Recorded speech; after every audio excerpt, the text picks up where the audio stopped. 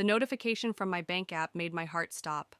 $120,000 had just been withdrawn from our joint account. My hands trembled as I dialed Abraham's number, already knowing what this meant. I'm Delaney, and my ex-husband just declared war. The transfer fees for Mila and Eric's new school were due today, Abraham said, his voice dripping with that familiar smugness. I handled it. New school? What are you talking about? My voice cracked as I gripped the phone tighter.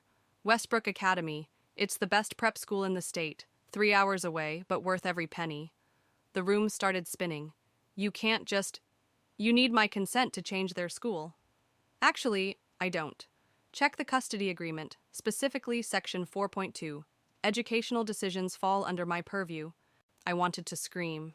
He was right. I remembered that clause, the one he'd insisted on during our divorce 2 years ago. I'd been so desperate to end things. I'd agreed to terms I shouldn't have. The kids are happy at their current school, I said, fighting to keep my voice steady. Their friends are here, their activities, their whole lives. They'll adjust, he cut in. Children are resilient. Besides, Westbrook has an exceptional track record for college admissions. This isn't about their education, I hissed. This is about keeping them away from me. Don't be dramatic, Delaney. You'll still have your designated weekends. You'll just need to drive a bit further. 3 hours each way, 6 hours of driving for every visit. He knew I couldn't afford to move closer, not with my salary at the nonprofit. Or at least that's what he thought.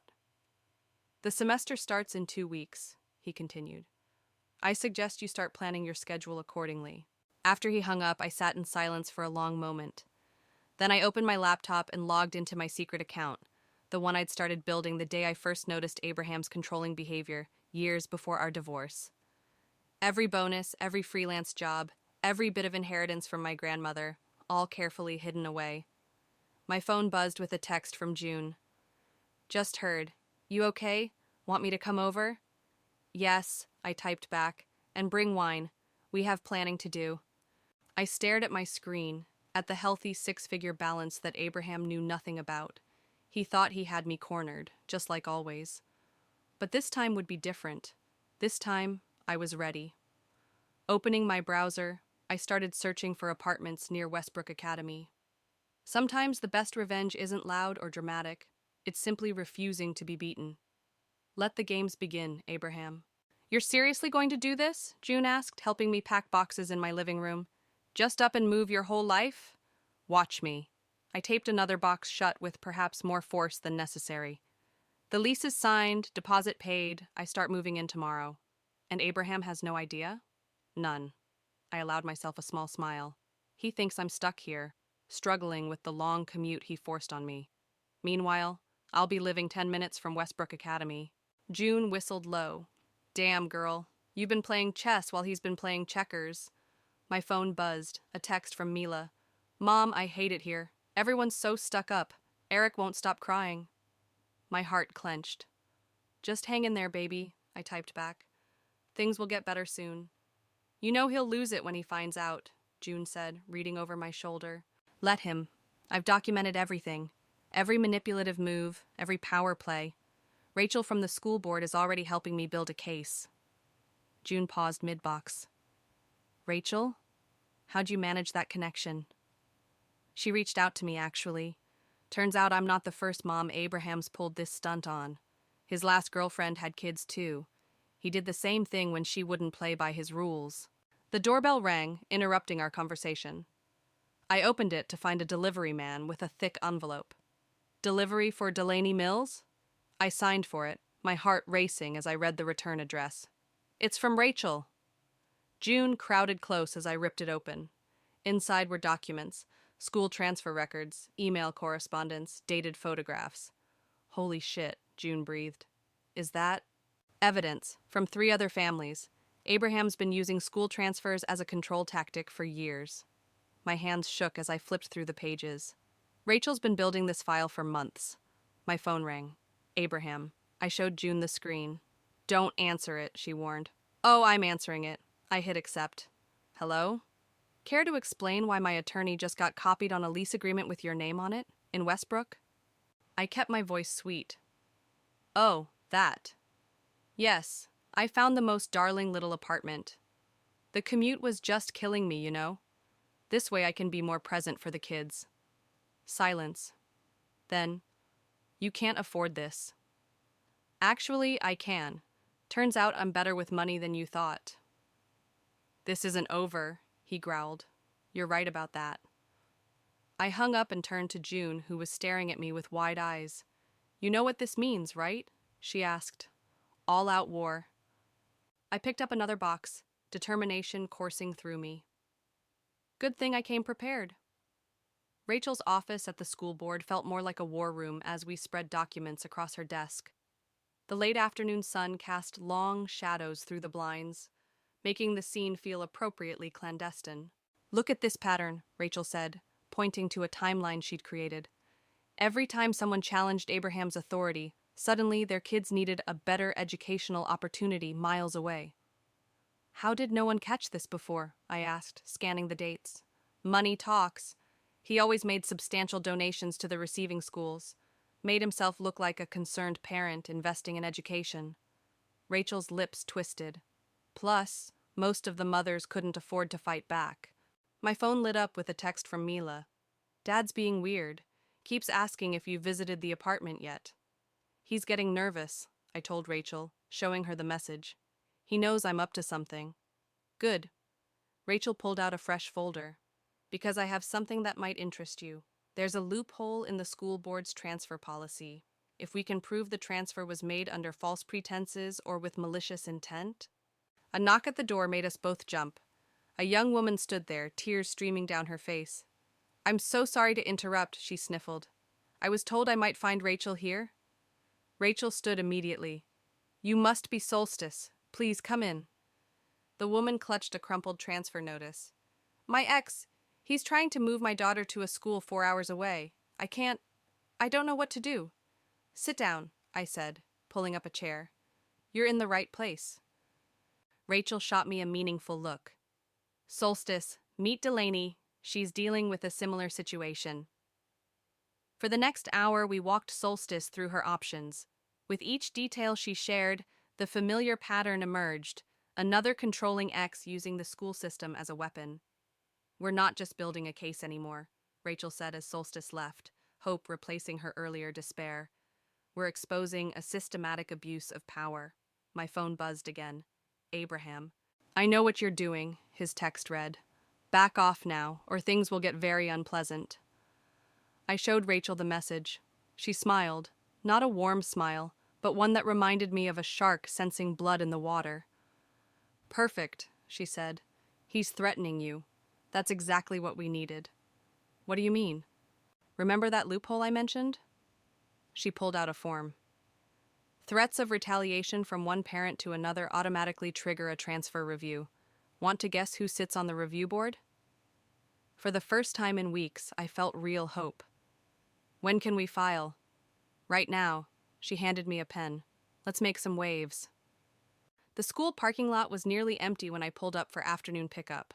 Abraham's Tesla was already there, and my stomach tightened as he stepped out, walking toward my car. Cute apartment, he said, leaning against my driver's side window. Though the rent must be killing you. I manage. I kept my eyes forward, watching the school doors. You know, it's funny. I was looking into your new place. Turns out the previous tenant moved out rather suddenly, almost like it was arranged. Fascinating, I said flatly. And Rachel from the school board, she's been quite helpful to you, hasn't she? His tone turned icy. Did you really think I wouldn't find out about your little meetings? The school doors burst open, and kids poured out. Mila emerged first, her face lighting up when she saw me. Eric followed, breaking into a run. Mom! Eric crashed into me with a hug. Can we come to the new apartment today, please? Abraham's face darkened. They have homework to do, at home. Actually, Mila said, pulling out her phone. We don't, and Mom's place is closer to school anyway. Get in the car, both of you, Abraham snapped. No. Mila's voice shook, but she stood her ground. I heard you on the phone last night. You're trying to move us again, aren't you? To that boarding school in Switzerland? My blood ran cold. What? It's not what you think. Abraham started, but Mila cut him off. I recorded it. She thrust her phone toward me. Here, Mom, listen. Before I could take it, Abraham grabbed Mila's wrist. Give me that phone, now. Let go of her. I stepped between them. Is everything okay here? A security guard approached, looking concerned. Everything's fine, Abraham said smoothly, releasing Mila. Just a family discussion. My phone pinged. Mila had already sent me the recording. Kids, get in my car, I said quietly. We're going home. They're not going anywhere, Abraham growled. Actually, they are. I pulled out my phone, showing him the screen. Unless you want me to play this recording right here. I'm sure the security guard would find it interesting. He stared at me, jaw clenched. I saw the exact moment he realized he'd lost this round. This isn't over, he hissed. You're right. I opened my car door. It's just beginning. As we drove away, I glanced in my rearview mirror. Eric was quietly crying, while Mila stared out the window, still shaking. I'm sorry, Mila whispered. I should have told you sooner about Switzerland. No, baby, you did exactly right. I reached back to squeeze her hand. And I promise you both, he's not sending you anywhere. My phone buzzed with a text from Rachel. Got your message? Emergency board meeting tomorrow. Bring the recording. Game on, Abraham. Game on. Play it again, Rachel said, leaning forward in her office chair. The recording of Abraham's phone call filled the room for the third time. Yes, Westbrook was just phase 1, Abraham's voice crackled through my phone's speaker. Once they're settled, we'll transition them to Institut La Rosie, best boarding school in Switzerland. By the time she figures it out, it'll be too late. That manipulative bastard, Solstice whispered. She joined our meeting along with 3 other mothers who'd faced similar situations. There's more, I said, pulling out a stack of papers. Bank statements showing regular payments to a Swiss real estate agent. Emails about student visas. He's been planning this for months. Rachel's phone buzzed. Her eyes widened as she read the message. Ladies, we have a problem. Abraham just filed an emergency petition for full custody. My heart stopped. On what grounds? He's claiming you're unstable. Says you're conspiring against him, turning the kids against him, making false accusations. That's ridiculous. June slammed her hand on the desk. We have proof of everything. Wait, one of the other mothers, Maria, spoke up. My ex tried the same thing, claimed I was crazy when I exposed his plans. The judge believed him. The judge won't be the only one making decisions this time, Rachel said, a determined glint in her eye. I've been building a case file for the Department of Education. This goes beyond custody. It's about systematic abuse of the school transfer system. My phone lit up with a text from Mila. Dad's here at school. He's trying to pick us up early. He can't do that, I said, showing Rachel the message. It's not his day. He's panicking, Rachel said. He knows we're onto him. Quick, call the school. I dialed the office, hands shaking. This is Delaney Mills. My ex-husband is trying to remove my children without authorization. Ms. Mills, the secretary cut in. We've already stopped him. Your children are safe in class. We received the court order this morning restricting unauthorized removals. I looked at Rachel in surprise. She smiled. I had my lawyer file it first thing. Always stay one step ahead. We need to move fast, Solstice said, before he tries something else. Rachel nodded, pulling out her laptop.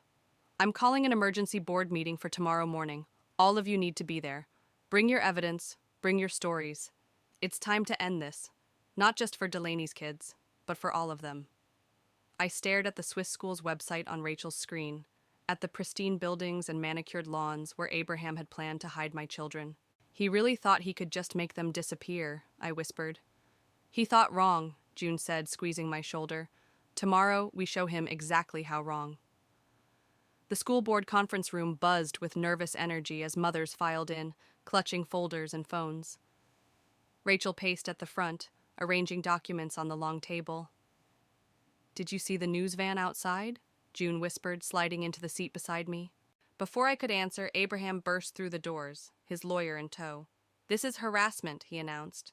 My educational choices for my children are protected under... Section 4.2 of your custody agreement? Rachel interrupted. Funny you should mention that. She nodded to someone in the back. A woman in a crisp suit stood up. Amanda Peters, Department of Education. We've been investigating reports of custody agreement manipulation across multiple districts. Abraham's lawyer grabbed his arm, whispering urgently. I watched the color drain from my ex-husband's face. This isn't just about us anymore, I said, standing up. Solstice? Solstice stepped forward, tears in her eyes. My daughter was transferred 4 times in 2 years. Every time I disagreed with my ex, every time I stood up for myself. One by one, mothers stood up, sharing similar stories. Abraham's lawyer was frantically typing on his phone.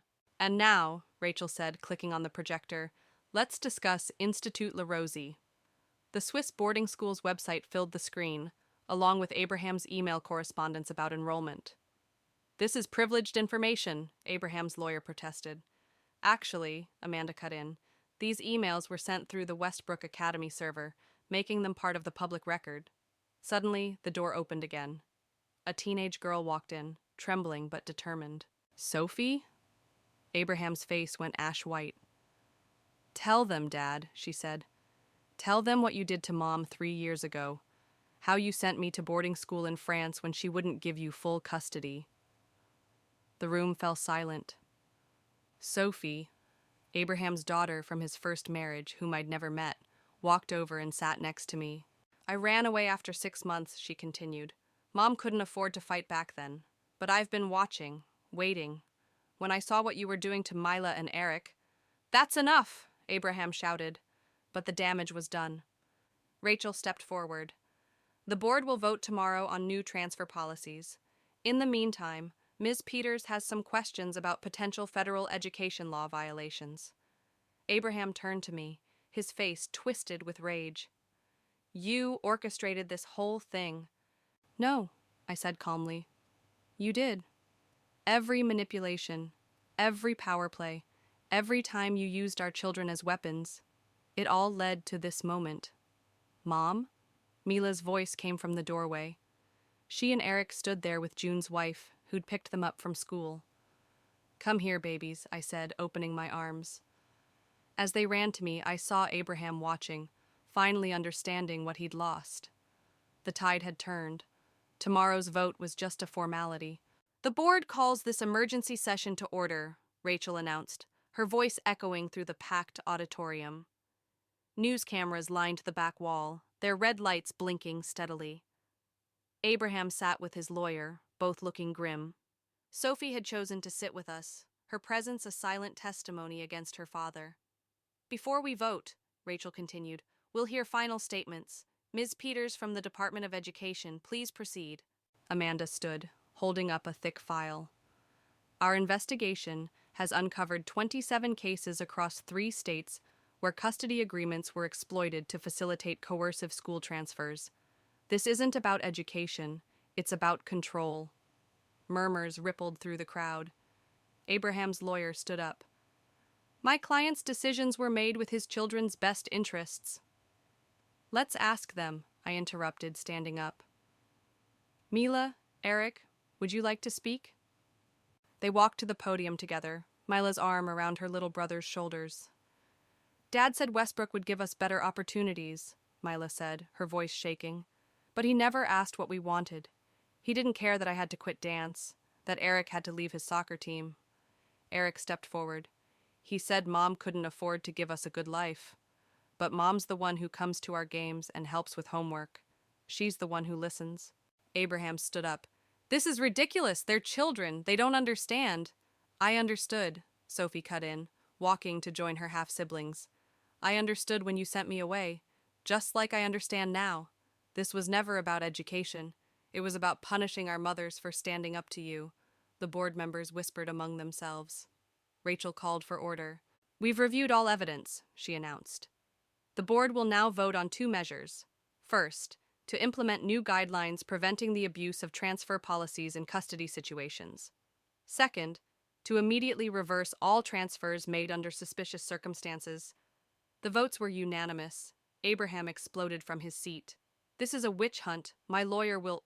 Your lawyer, Amanda interrupted, might want to review the federal investigation findings first. Conspiracy to commit education fraud carries serious penalties. Abraham's lawyer grabbed his briefcase. I need to recuse myself, he muttered, hurrying toward the exit. The transfers are hereby reversed, Rachel declared. All affected students may return to their original schools immediately. The room erupted in cheers. Mothers hugged their children, crying and laughing. Reporters rushed forward, cameras flashing. I felt a tug on my sleeve. Eric looked up at me, eyes shining. Can we go home now? Our real home? Yes, baby. I pulled both my children close, watching Abraham storm out alone. We can all go home. Sophie lingered nearby, uncertain. I held out my arm, including her in our embrace. All of us, I repeated softly. The cameras caught that moment, not of triumph or revenge, but of healing, of family finding its way back together. Mom, there's another one, Eric called from the front desk, waving a manila envelope. Our little advocacy office had grown from a single desk in my apartment to a proper downtown space. The walls were covered with news clippings about the school transfer scandal and photos of reunited families. What have we got? I asked, taking the envelope. Inside was a familiar story, another parent using school transfers as a weapon. I'll add it to the database, Solstice said, reaching for her laptop. She'd become our full-time coordinator, turning her own pain into purpose. The door chimed. Sophie walked in, carrying takeout bags. Lunch break, and guess what? 2 more schools adopted the new transfer protection policies this morning. That makes 17, June said, emerging from her office. She'd quit her corporate job to handle our legal paperwork. The domino effect is real. My phone buzzed, a text from Rachel. Board meeting in an hour. Bring your presentation on the interstate tracking system.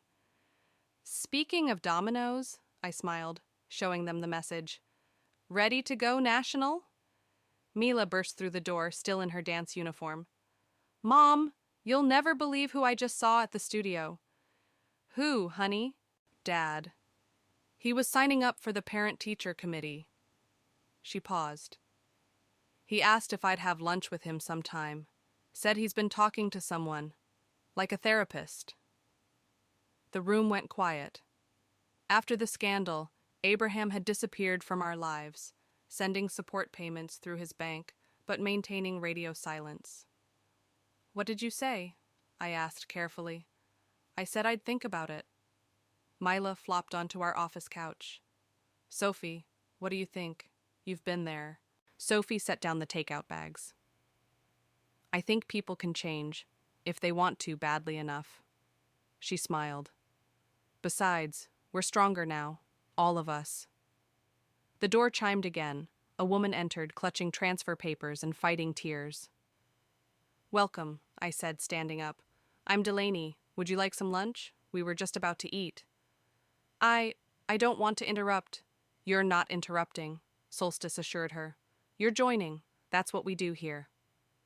As we gathered around the conference table, sharing food and stories, I watched my children, all 3 of them now, since Sophie had become a regular part of our lives. They were laughing, whole, healing. My phone buzzed again. A message from Abraham. You've built something important. I was wrong. About everything. I didn't respond. Some acknowledgments don't need answers. Instead, I turned to our newest arrival, who was already looking less afraid. Tell us your story, I said, and then we'll help you write a new ending.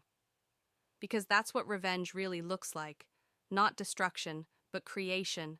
Building something stronger from the broken pieces, helping others find their way back to whole.